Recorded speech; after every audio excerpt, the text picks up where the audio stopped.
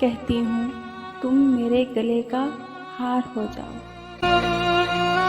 وہیں سے لوٹ جانا تم جہاں بیزار ہو جاؤ۔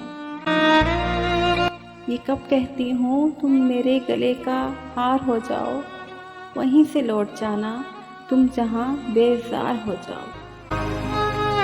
ملاقاتوں میں وقفہ اس لیے ہونا ضروری ہے، ملاقاتوں میں وقفہ اس لیے ہونا ضروری ہے کہ تم ایک دن جدائی کے لیے تیار ہو جاؤ۔ بہت جلد سمجھ میں آنے لگتے ہو زمانے کو، بہت جلد سمجھ میں آنے لگتے ہو زمانے کو، بہت آسان ہو تھوڑے بہت دشوار ہو جاؤ۔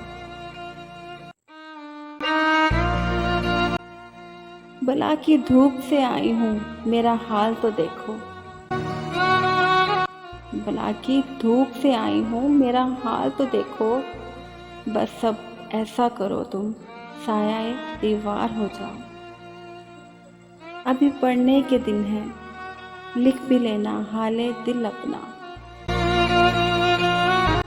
ابھی پڑھنے کے دن ہے لکھ بھی لینا حال دل اپنا، مگر لکھنا تبھی جب لائق اظہار ہو جاؤ۔